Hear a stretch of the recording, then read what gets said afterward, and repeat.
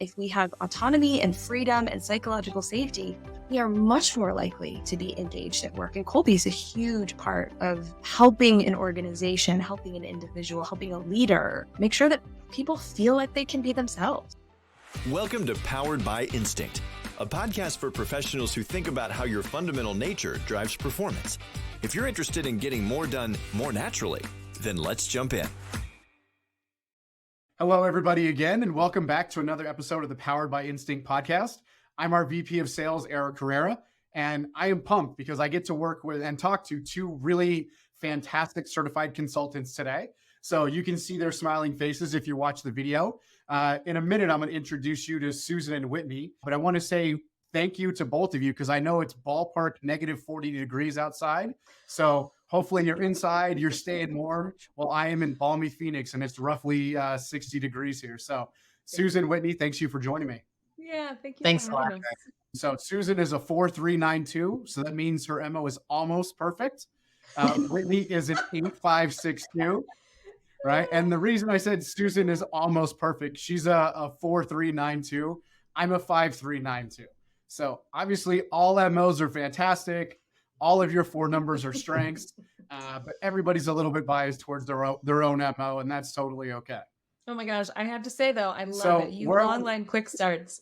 Like, you guys are wonderful superpowers for us. We love it. We come up with all kinds of fun ideas, and then folks like you, when you got to figure out, how do we actually make this stuff work? How do we turn it into a real something? Exactly. So on that, when you first learned that you were an 8562, what impact did that have on you?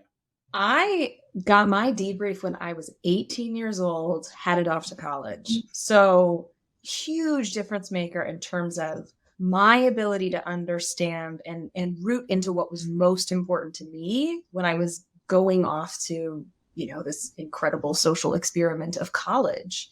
And I didn't have to look to other people to understand how I should be taking action. I actually got a lot of wonderful wisdom from myself through those years. The major I chose was actually quite good for my 8562. It was a screenwriting major way back in the day. But it really did give me tons of permission to be myself. I mean, there's no better way to say it than that. Yeah. Speaking as someone who didn't get their MO when they were 18, and Susan, probably the same for you, right? I really wish I would have had it. It would have saved me a lot of headaches and challenges and questioning myself and those types of things because I didn't really know what I wanted to be when I grew up. So went to college, had a couple of ideas in mind. And luckily I was smart enough to pick up on the fact that, hey, I really hate doing this stuff. So that's probably not a job or like a profession that I should pick. But a lot of folks, that's not the case, right? And so they end up in a role because, hey, this is what my parents did, or you're going to make a good living. You can create, some wealth for your family, or whatever it is, the reasons that they choose.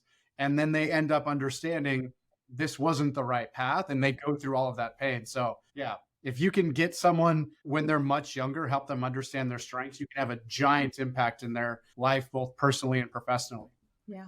So Susan, I know you've been using Kolbe for a long time and you've seen some of the impact that you've had with your clients. What impact did it have on you?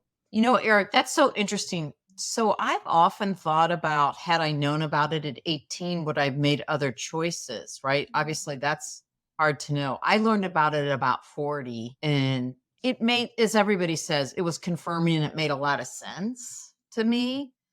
I feel like it's given me so much more confidence in stopping comparing myself to others, particularly on FactFinder.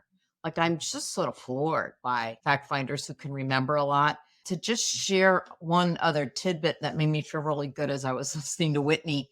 So I have two children and I gave them Index A when they were in high school, and they're both initiating implementers. One is graduated, one is in graduate school for physical therapy. But the fact that they got to do college or make choices based on knowing that MO, I feel like is the best thing I ever did for them. I mean, almost makes me cry when I think about, like you're saying, Eric, I saved them so much pain, like in their 20s and 30s, because they're on the right track for them.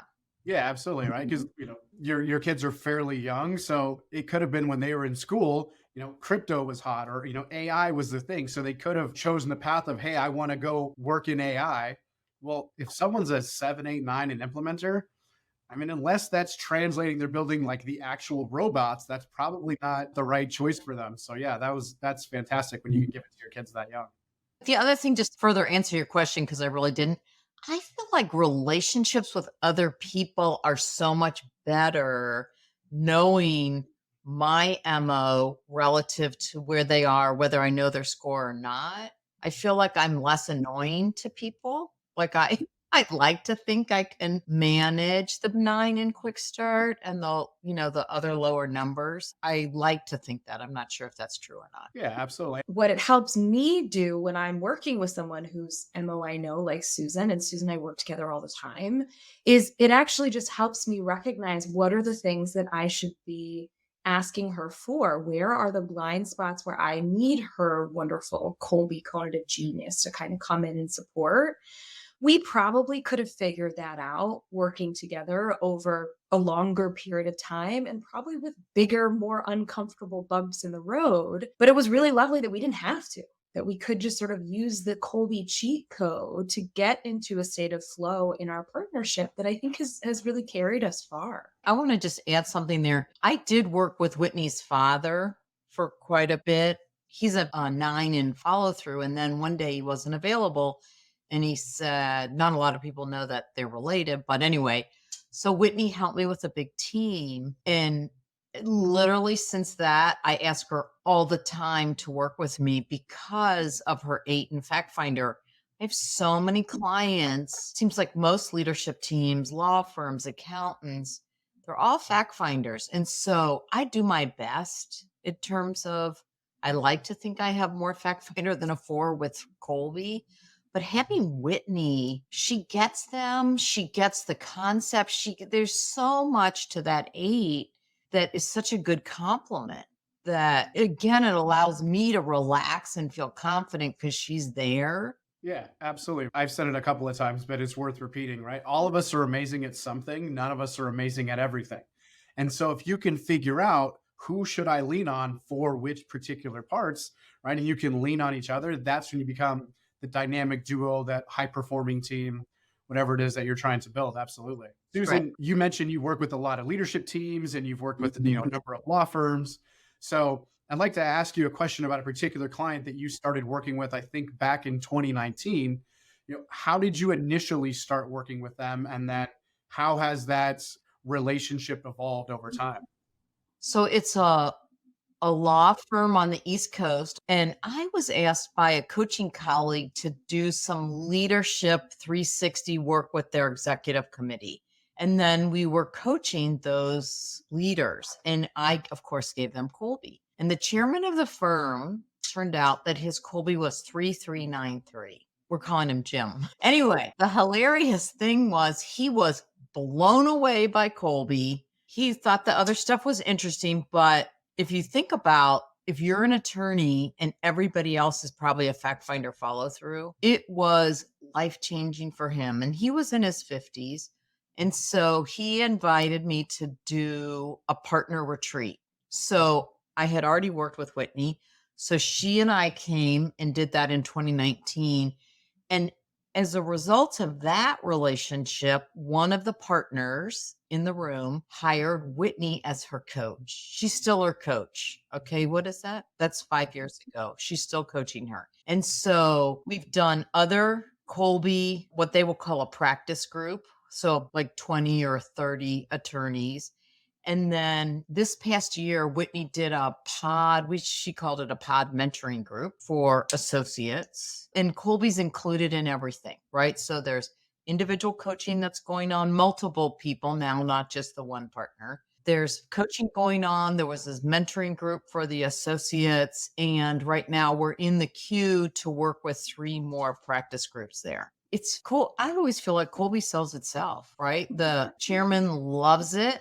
He wants everybody to get it. Whitney, what would you add to that? I'll say I think that there's opportunity on sort of both the short term and long term with Kolbe. We all know that the awareness that we get right off the bat with an interpretation, with getting your result really is meaningful to people. Just that feeling of knowing that conation is a thing is meaningful to people. Whether you have your results or not, just understanding that those striving instincts are at play for yourself and for others can really be life-changing. And what I think we've been able to leverage is we don't just stop there. We're thinking about ways that conation can be a part of how they partner together on different projects. We're thinking about ways that conation can be a part of these young associates as they are growing and thinking about the kind of work that's meaningful to them, that feels easeful, that feels really in flow with what their natural instincts are. And it helps them make decisions about where they want to go in their career. And we have a really wonderful case study of some attorneys using it to build their own practices. Susan mentioned the client that I'm working with, Veronica. She has been trying to be that 3393 her entire life. She was mentored by Jim. He was the big rainmaker in the firm. It was so easy for her to look at him and say, well, that's how I've got to be. Well, we did her for Kolbe, and she's a 7733. So there's a very distinct difference in who she's trying to be and who she naturally is. And, in being able to do that, she was actually able to let go of a lot of expectations she had for herself. Nobody else actually expected that of her. But that then made it possible for her to bring on different partners and work with associates differently and work with Jim really differently to be able to say, that's your way of doing it. I got that. I'm actually going to take a little bit of a different path this time. And again, there's short-term and long-term. And I think we've done a really good job with this client of leveraging both. Yeah. And that's not a super unfamiliar situation, right? Somebody in any type of business is wildly successful. And, I need to do it like them. And if that's the opposite of you, it's a really painful path trying to get there. I would add one other piece that's really important, I think, for new consultants or consultants that only do A. We always do B. And so in the couple team engagements that we have done at this law firm, if you look at the distribution report, right, you have the A report, and it turns out, no surprise, the majority, like 88% of them, are initiating fact finders, very high follow through, and probably another 70 to 80% are in resistant quick start. Then when we look at that same chart for the Bs, it's the flip. And so everybody's B, and this is partners and practice group leaders down to the associate level, they're all trying to be Jim. They're all trying to be 3393. So they're trying to let go of that stabilize, and they're trying to improvise. They're not necessarily letting go of the fact finder. They're trying to push their follow through down. So that was really interesting. So they're pushing quick start, and they're trying to pull back on their follow through. And so looking at those two charts together has been illuminating and brought a lot of conversations up. What it really connects to is their compensation pattern, that they're compensated for originating work. And so they're looking at the big rainmakers and trying to be like them. But I think it outed something that everybody's living with, a lot of stress in the organization. And if you don't do B, we know it. Yeah. And we have a mixed audience that listen to this, right? Some of the folks that listen to our podcast are certified consultants, and they know all the terms that you just threw out there. Some folks are brand new to Kolbe. So for those of you that are new to Kolbe, think of it like this. Kolbe A is all about you as an individual, how you actually problem solve, how you get stuff done. Kolbe B is how do you see your job? And essentially what Susan is talking about here is they put the real person side by side with how they see their job. Anywhere where there's a difference, that's where someone is in pain. They need some help because they're stressing themselves out. They're not producing at a high level. And I know that's the work that the two of you have definitely been doing with this client. And I think a lot of that coaching, not only are we talking about it at the team level, but we're also talking about it like where Whitney was talking about Veronica trying to be just the flip, right? Pull back that follow through and push the quick start. And that's exhausting. Whitney, we also have Katie, who's an associate that's sort of sitting between them. You want to talk about her? Yeah, absolutely. So this came out of the work we were doing in this sort of pod mentoring. Normally, we think about mentoring as being a one-on-one relationship. And a lot of organizations, when trying to set up these one-on-one relationships, things that normally happen organically, when we try to be intentional about creating those, they often don't work very well. So we went a different approach and we had pods. So a group of associates with a single or a group of partners or of counsels who could act as those mentors. And in that space, there was a lot more room for people to gravitate towards, the affective personalities that made the most sense. But it also gave them opportunity to see different MOs for those different leaders. And so we did identify there was a wonderful young woman named Katie in one of the pods who had started working in the same group as Veronica and Jim. And what we noticed is that her MO kind of supported both of them. So she's a 7472. And with that, she started working really closely with Veronica, again, 7733, to help support her in her short line quick start. That stabilized instinct made it really hard, coupled with that long line follow through, for her to take on discrete tasks. She's sort of, she's a principal. She's like at that level where she's thinking about big picture. She's thinking about strategy. She's working on very complex problems for her amazing clients. And so when a random email comes through, it totally throws her off. And what we found was that Katie was probably the perfect partner to come in and support her in this. Her 4 in follow through really helped her be a lot less strict when it came to sort of seeing things through sequentially. She could much more handle that sort of discrete tasks coming in here and there. And then that quick start made her willing to just jump in, even if she didn't know the full background, even if she didn't have the full context of the client. There was a willingness to jump in and just get something started that Veronica could then come in and sweeten or support or come in and proof and edit. And so we really recommended to Veronica, and this was something we worked a lot in her individual coaching, was how she was going to build a practice that was very different than Jim. She couldn't look to him for the formula. And so what she recognized is she needed people to come in and support those tasks. And Katie ended up being a really wonderful fit to come in and do that. And we worked with a lot of other kind of executive presence pieces as well. It wasn't just about Kolbe, but it was, how does this relationship support you in the ways that you feel like you need supported? How does this relationship bring in some of those instinctive ways of taking action that actually just feel really difficult for you? And it's really interesting because Veronica has not typically had sort of a right-hand man or woman. This hasn't been a part of her practice, and they've been working together for a couple of years. We've worked on really giving high quality feedback, really using the real world practice as a way of strengthening their relationship, not just strengthening the work that they have together. And they are such a wonderful fit together. And it's so interesting, of course, because again, Veronica has this MO that's so different from these 2 other people that she works with so closely. But you can tell that it really helps her stay in her sweet spot and do the things that she is really driven to do and enjoys doing. Yeah. And obviously, when you have someone who, how they naturally do things is wildly different than how they see their job, right? They're A to B. A fantastic way to bridge that gap is find that Robin to your Batman, right? Find that right-hand person that you can give. So what happens if you don't have that? What other pieces of advice can you give to someone to close some of those gaps? Yeah, really good question. A lot of the individual coaching with Kolbe helps think about just what you're saying, right? How do you use Kolbe to engage with people to ask for the thing that you need, to get clarification on things, or to ask for permission to do it the way that you need to do it? So one of the things that we worked on, and this is true with these individual relationships, and I think this goes across the board when we think about how we're working with these teams overall, is really getting clear on how are we asking for the thing that we need. If somebody says, hey, I need this by Friday, and this is going to be working against your MO to get it to them by Friday, how do you just ask for a little more time? How do you check in to see what flexibility exists here? Or how do you just be clear, I can get you a draft by Friday. My high high fact finder is not going to allow me to not say that. Like, I have to be like, this is just a draft. This isn't completely done. I don't have all the facts and research yet.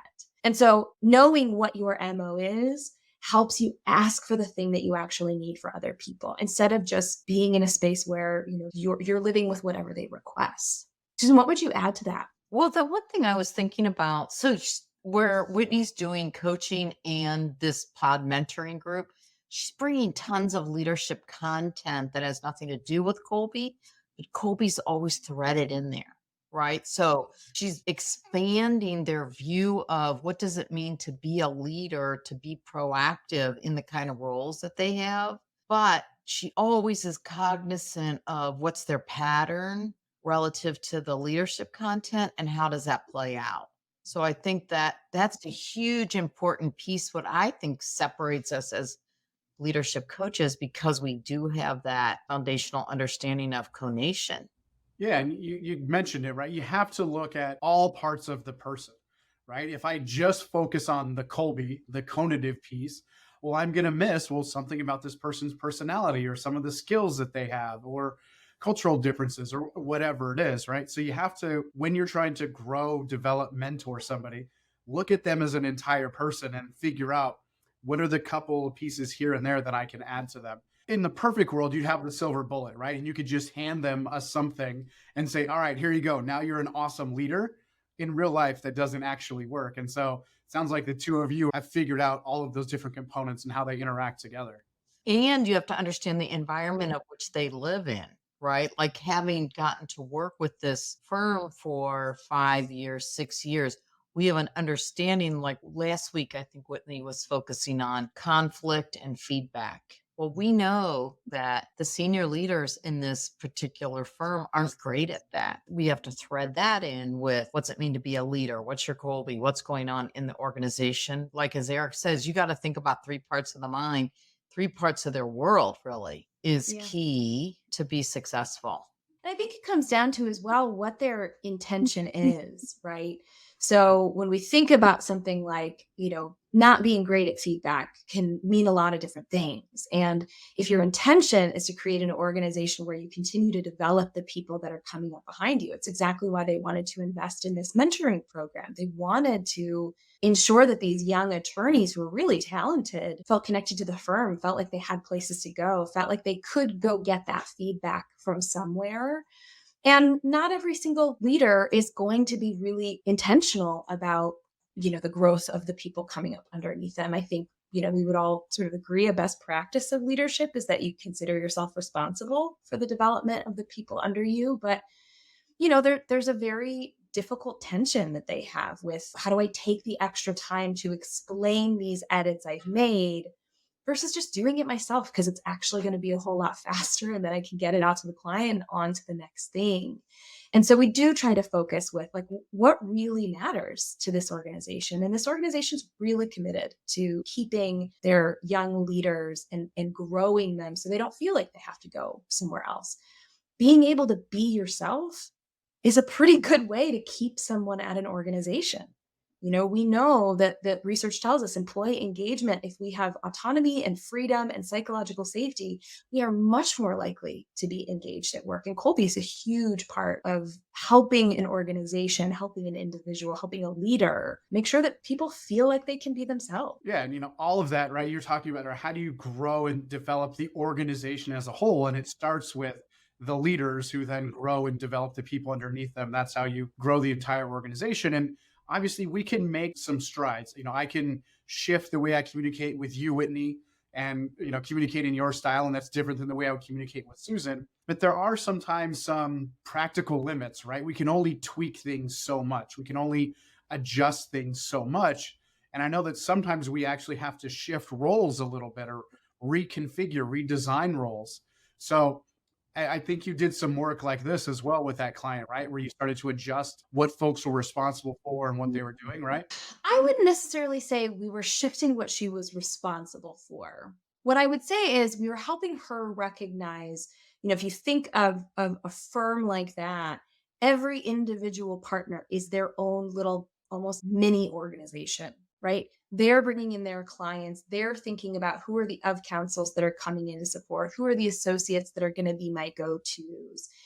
And I wouldn't necessarily say it was shifting her responsibility, but she thought very differently about the structure of the practice she was building underneath her because of what Colby created. And, she went from thinking that she had to go be the hunter because that's what she saw Jim doing to saying, actually, you know what, I can be more of a farmer. I can actually be getting more work that's meaningful and that I care about if I really focus on continuing to build relationships with the clients I already have Almost no work that she has comes, like little bluebirds in the window. It's all referrals. It's all continuing to deepen the relationships with the clients she has. And to be fair, she has brought in some really big clients. I mean, obviously, mum's the word, but she is still bringing in really, really impressive clients, and she's doing it more slowly. She's doing it a bit more deliberately than Jim might, but she really is thinking about her own practice as something that is reflective of her as opposed to reflective of what she's seen around her.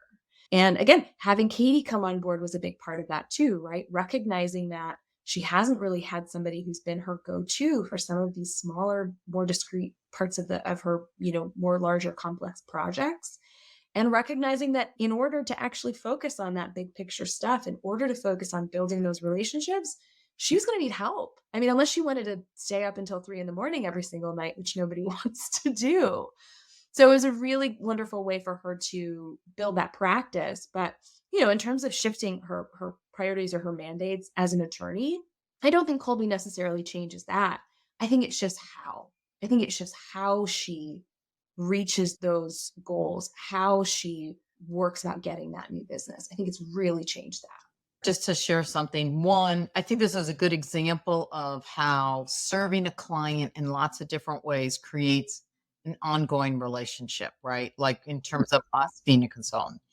The other thing, this is different than that. I'm noticing in the last few months, I've been getting opportunities with teams that are using Kolbe, but they don't understand it.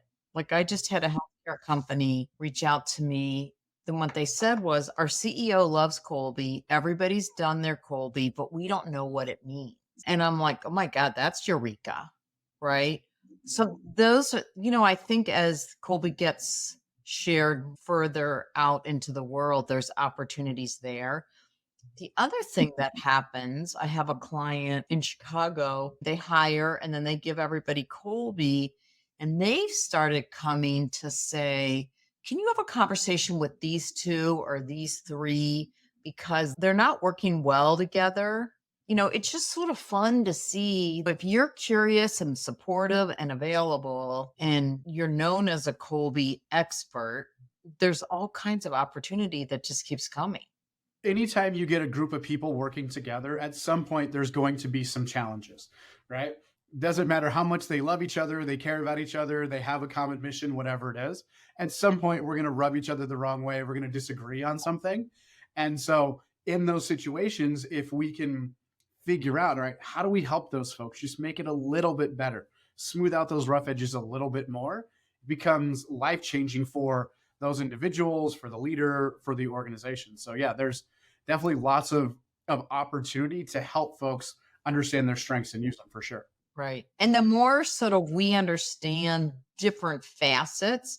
So just to give you an example, they had me watch a team meeting, and the leader of the team was a 9 in follow through. And so she was acting as like this super duper project manager, but she had no leadership presence. So I was able to come back to the HR person and say, you know what, she needs leadership development. Like she's overusing that 9. It's not serving the team. It's not serving the business. And so being able to have multiple ways to look at somebody, like you were saying, the 3 parts of the mind, is really key for us to be helpful to our clients. Yeah, again, right? It's look at the entire person. As we want to help folks, looking at the entire person, what's the best piece of advice that each of you would give to leaders on how to build a high-performing team and avoid some of the potential pitfalls? I guess if I'm giving a leader a single piece of advice, my thought process is starting with yourself first. Leaders get the organizations that they deserve. And so if you're not devoting the time to recognizing your own presence or recognizing your own weaknesses or your own challenges when it comes to the performance aspects or whatever it is that your organization is dealing with. Like maybe there's not issues with performance, but there's opportunities that are still on the table. And recognizing first how you are responsible, how you are the source and the solution of what you're experiencing, I think is probably the best place to start. The organization that comes from you will be an outcropping of who you are. And so investing in yourself is a really wonderful thing to do for the entire organization. Yeah, that's a great response. You know what I would add? I think building self-awareness, which often is our number one goal when we're coaching, whether it's individual or team.